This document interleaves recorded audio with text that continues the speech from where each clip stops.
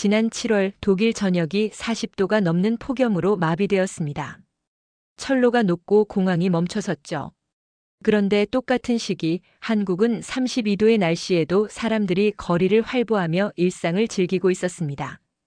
독일의 기후 전문가들은 이 상황을 두고 한국이 기후 변화를 이겼다며 극찬했습니다. 심지어 일부 학자들은 독일이 한국에게 배워야 한다고까지 말했죠. 최근 독일 GDF의 기후 전문 기자 안나 밀러는 자신의 모든 취재 일정을 취소하고 급작스럽게 한국행 비행기에 몸을 맡겼습니다. 동료들이 말렸지만 그녀는 반드시 확인해야 할 것이 있다며 고집을 부렸죠.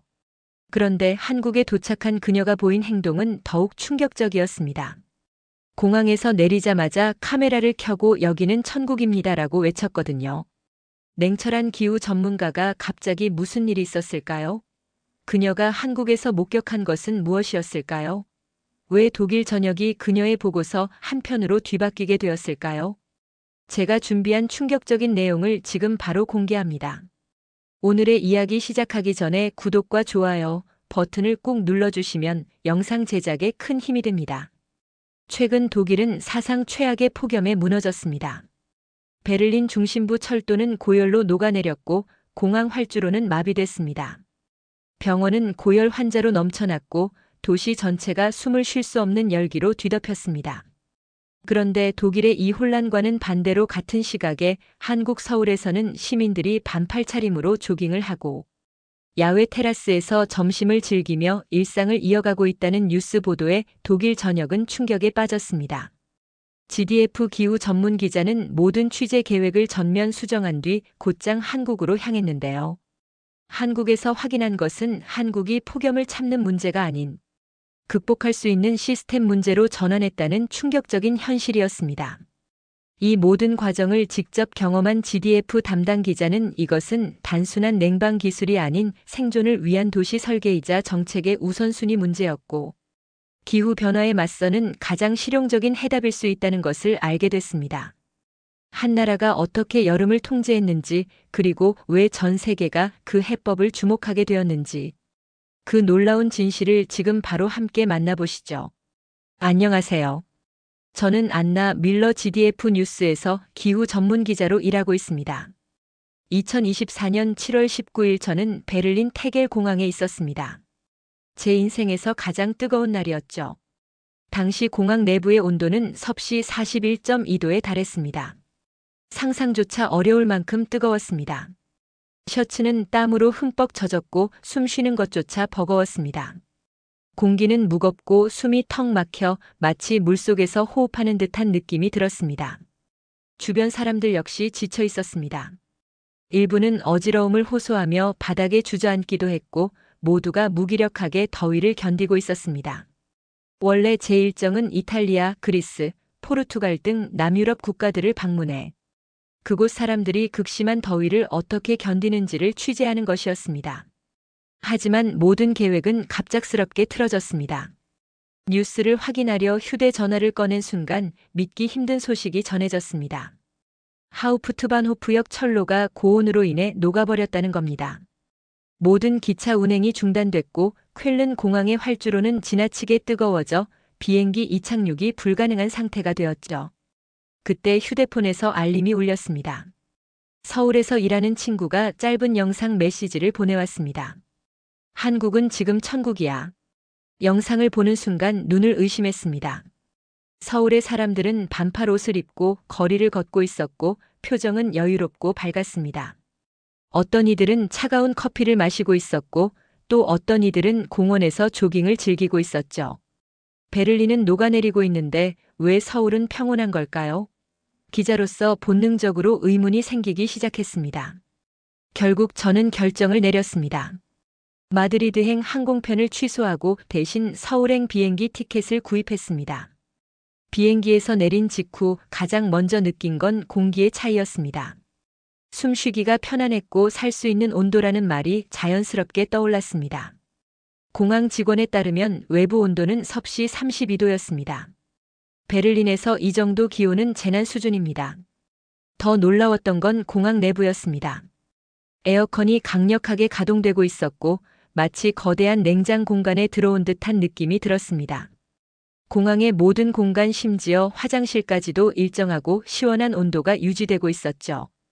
호텔로 향하기 위해 공항 철도에 탔습니다. 객차 내부는 한마디로 얼음장이었습니다.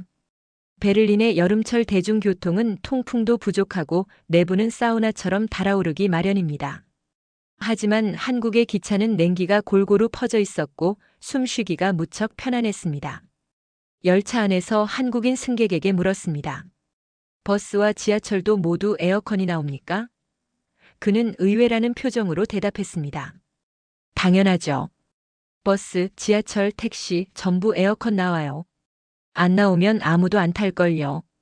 이건 선택적 사양이나 사치의 문제가 아니었습니다. 이곳에서는 기본적인 대중교통 서비스의 일환이자 시민이 누려야 할 당연한 권리처럼 받아들여지고 있었던 겁니다. 택시를 타고 호텔로 향하면서 더욱 놀라운 광경을 목격했습니다. 인도 곳곳에 자동 차양막이 설치되어 있었고 일정 온도 이상이 되면 자동으로 펼쳐진다고 택시 기사님이 설명해 주셨습니다. 또한 도시 곳곳의 건물들 마이너스 편의점, 소규모 식당, 카페, 은행, 심지어는 간이 갑한 데까지 모두 강력한 에어컨을 가동하고 있었습니다. 이는 단일 시설의 문제가 아니었습니다.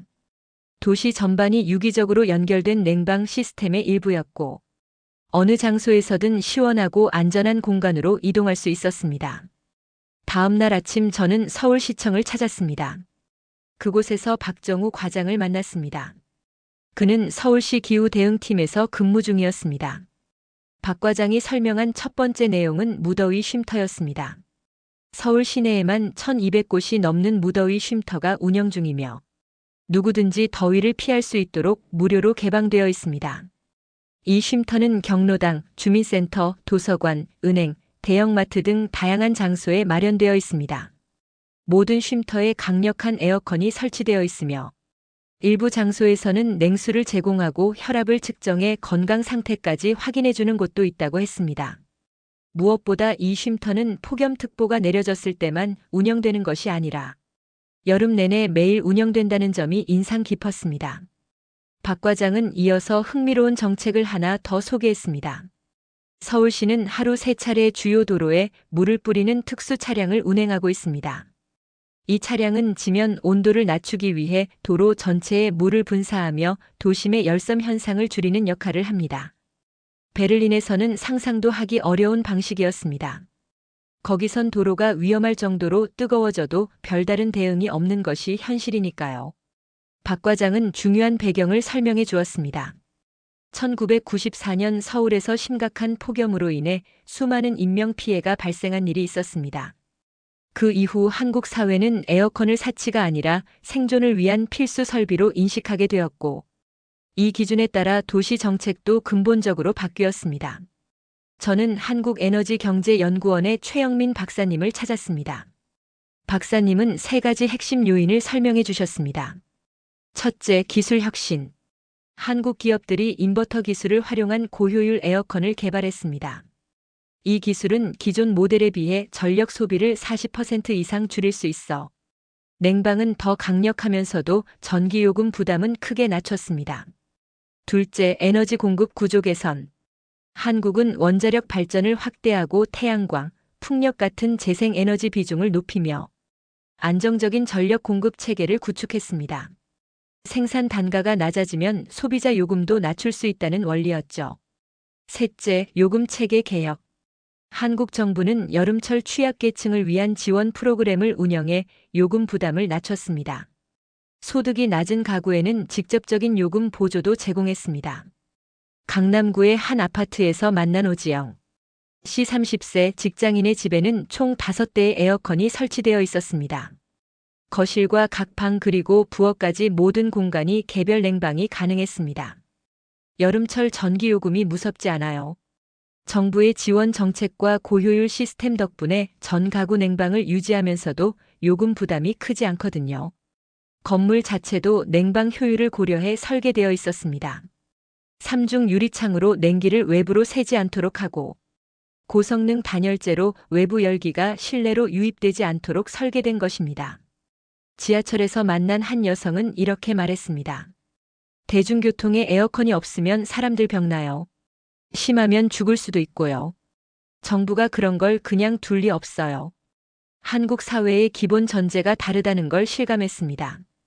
이곳은 사람을 시원하게 보호하는 것을 정부의 책임으로 명확히 인식하고 있었던 겁니다.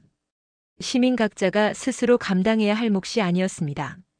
독일에서는 더위를 개인이 감내해야 할 문제로 인식합니다. 더운 날씨는 어쩔 수 없는 것이고 이를 이겨내는 것도 개인의 몫이라 여깁니다. 그러나 한국은 명백히 반대의 결정을 내렸습니다. 더위로부터 시민을 지키는 일을 안전한 도로, 깨끗한 식수처럼 공공 서비스로 정의한 것입니다. 그날 저녁 명동이라는 도심 번화가를 걸었습니다. 여름 저녁이었지만 거리는 활기로 가득했고 가족 단위의 시민들, 청소년들, 어르신들 모두가 편안하게 거리를 거닐고 있었습니다. 더위에 지쳐 보이는 사람은 없었고 모두가 여유롭게 시간을 보내고 있었습니다. 폭염이 닥친 베를린의 거리와는 완전히 다른 풍경이었습니다. 베를린에서는 뜨거운 여름날이면 거리는 텅 비고 사람들은 집 밖으로 나오는 것을 꺼립니다.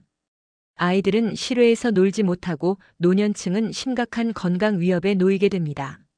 하지만 서울은 달랐습니다. 여름 저녁이 평범하고도 즐거운 일상처럼 흘러가고 있었습니다. 더위가 사람들의 일상을 제한하지 않았습니다. 오히려 사람들이 더위를 통제하고 있었죠. 서울에서의 마지막 날 저는 GDF 뉴스 리포트를 촬영했습니다. 일주일간의 취재 결과 한국은 극한의 더위에 맞서기 위한 전방위적 냉방 시스템을 구축한 국가였습니다. 공항과 모든 대중교통 수단에 냉방 장비가 설치되어 있으며 시민 누구나 무료로 이용할 수 있는 무더위 쉼터가 1,200곳 이상 운영되고 있습니다. 생방송으로 나간 제 보고서에 대해 뉴스 앵커는 놀라움을 감추지 못했습니다. 정말로 한국에는 모든 곳에 에어컨이 있다는 말씀인가요? 네. 모든 공간에 있습니다. 카페, 식당, 상점, 버스, 기차, 택시, 심지어 공중화장실까지요. 한국에서는 정부, 기업, 시민 모두가 에어컨을 기본 권리로 인식하고 있습니다. 방송이 나간 지 몇 시간 만에 주요 여행 사이트가 마비되었고 수많은 독일 시민들이 한국행 항공편을 예약하려 했습니다. 더위에서 벗어나고자 하는 절박함이 그대로 드러나는 현상이었습니다. 한국의 사례는 곧 독일 사회와 정치권의 담론을 변화시켰습니다. 베를린시 정부는 모든 공공 건물에 냉방 장비를 설치하겠다고 발표했고 대중교통에도 전면적인 냉방 시스템 도입 계획을 내놓았습니다. 독일 정부는 에어컨 보급 확대를 위한 법률을 제정했습니다. 에어컨 구매에 부과되던 세금을 철폐하고 저소득층 가구를 위한 50% 지원 프로그램도 도입되었습니다. 한국은 단지 에어컨을 많이 사용하는 나라가 아니었습니다. 극한의 더위는 통제 가능한 문제라고 사회적으로 합의한 나라였고 기후재해에 맞서 생명을 지키는 것이 국가의 의무라고 선언한 곳이었습니다. 이제 한국의 냉방 시스템은 전 세계가 참고하는 모델이 되었습니다. 올바른 기술, 정책 그리고 사회적 의지가 결합된다면 어떤 나라도 기후변화로부터 자국민을 보호할 수 있다는 가능성을 증명한 사례였던 겁니다. 저는 이번 여정을 통해 중요한 교훈을 얻었습니다. 이 이야기는 단지 냉방 기술에 관한 보고가 아니었습니다. 기후 위기를 어떻게 바라보아야 하는지에 대한 성찰이었습니다. 한국은 폭염은 피할 수 없는 자연의 공격이라는 기존 인식을 뒤엎었습니다. 사회 전체가 하나의 목표를 위해 협력하면 그 피해를 줄이고 극복할 수 있다는 사실을 보여준 것이었습니다. 제가 베를린으로 돌아왔을 때 여전히 폭염은 계속되고 있었습니다. 그러나 이제 더 이상 이 상황이 어쩔 수 없는 현실로만 느껴지지 않았습니다. 저는 다른 미래를 목격했고 여름이 두려움이 아닌 일상이 되는 사회를 보았으며 인간이 기후 재난 앞에서 승리할 수 있다는 가능성을 확인했습니다. 기후 기자로서 저의 역할은 언제나 위험을 경고하고 문제를 조명하는 것이었습니다. 하지만 이번에는 다르게 마무리할 수 있습니다. 이번에는 희망을 찾았습니다. 해결책을 찾았고 기술과 정책 그리고 사회적 결단이 결합되면 누구도 더위 때문에 생명을 위협받지 않아도 되는 세상을 만들 수 있다는 증거를 확인했습니다.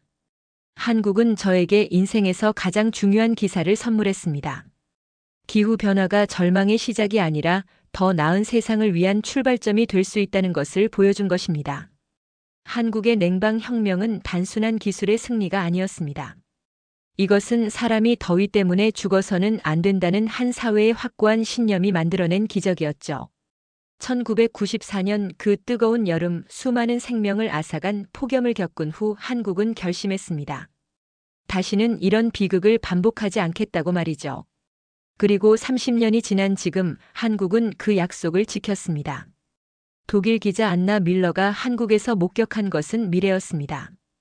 기후변화가 절망이 아닌 희망의 출발점이 될 수 있다는 증거였죠. 그녀의 보고서 한 편이 독일 전체를 바꿔놓은 것처럼 한국의 이야기는 이제 전 세계에 퍼져나가고 있습니다. 어쩌면 몇 년 후에는 전 세계 어디를 가도 여름이 두렵지 않은 세상이 올지도 모릅니다. 한국이 그 가능성을 보여주었으니까요. 오늘의 이야기는 여기까지입니다. 긴 영상 끝까지 시청해 주셔서 감사합니다. 다음에도 더 놀라운 이야기로 찾아뵐게요. 항상 건강하시고 행복하세요.